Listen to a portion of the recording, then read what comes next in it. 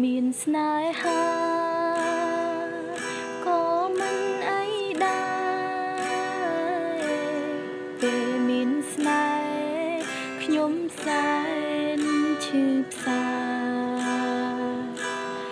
លែងចង់ខ្វល់ខ្វាយពីស្នេហារឿងធម្មតាមិនឈឺដូចមានស្នេហ៍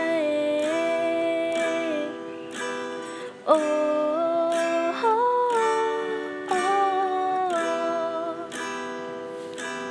ស្នេហ៍ជាអ្វីម្លេងខ្ញុំសែនឈឺដូចជំងឺគ្មានថ្នាំ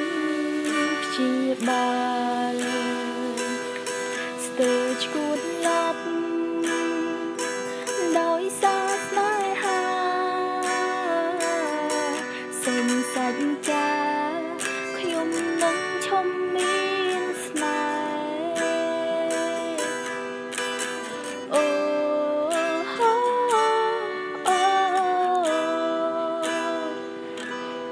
ពីងបែកគ្នាងាយស្រួលនិយាយតែធ្វើឲ្យខ្ញុំពិបាកក្នុងខ្លួ